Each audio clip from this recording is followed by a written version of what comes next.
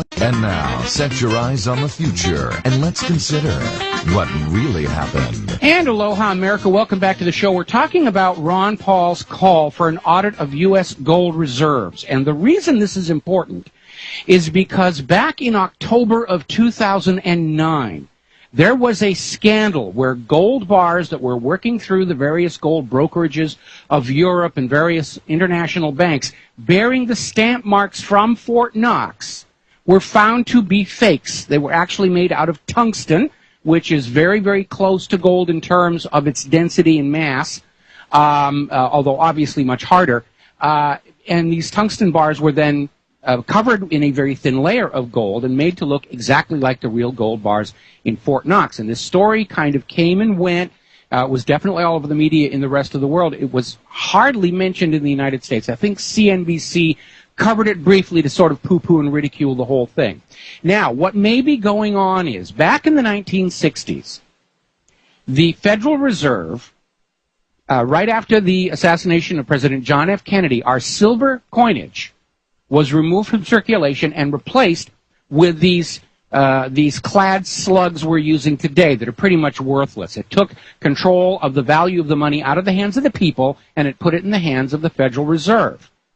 And the theory was that as long as people believed that these coins were still worth 5 cents, 10 cents, 25 cents, what have you, that, that everything would go on working. And actually, for a while, it did. But the bottom line is, these little tokens of value were not really worth their face value anymore. They were symbolic only. Well, what may have happened as our economy got into some serious problems, or somebody decided they just wanted to have the gold, is they decided we can do the same thing down at Fort Knox.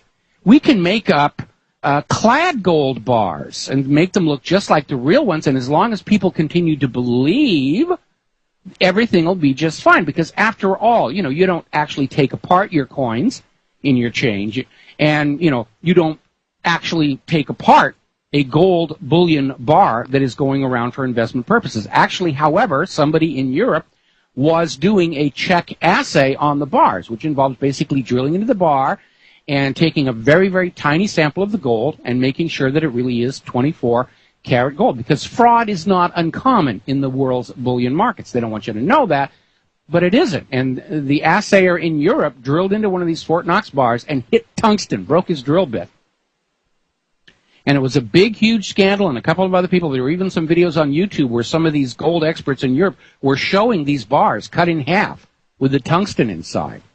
And so here's the reality. If the gold bars that are in Fort Knox are fakes, if a quarter of them are fake, or half of them are fake, or even worse, almost all of them are fake, there are two questions there. I mean, first of all, where did all that money go? Where did all that gold go? Is the entire U.S. economy based on a fraudulent claim to the possession of real, tangible wealth that simply doesn't exist? I mean, there have been a lot of scandals of gold trading, because when you go out and you invest in gold, and you don't actually want to have physical possession of the metal in your home because of thieves and burglary, which is running rampant now as police departments have to cut back their officers because of the budgets, you get a paper certificate.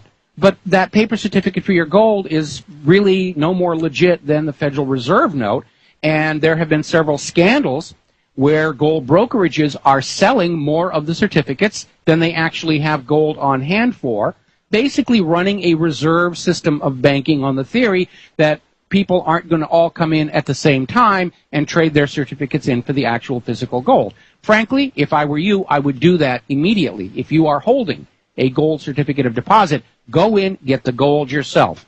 Hide it under your mattress, hide it in your backyard, get a safety deposit box, although in a declared economic emergency, the government has already said it's legal for them to go in and take any valuables from safety deposit boxes as well. So I don't know about that. But the bottom line is, Ron Paul is correct to ask for an audit of the U.S. gold reserves, because that gold, the wealth of that gold, is what the entire U.S. economy, in theory, rests on. And we need to know if somebody has, right out of James Bond, somebody has ripped off Fort Knox. And it's probably somebody inside the government in a position to actually do so. Probably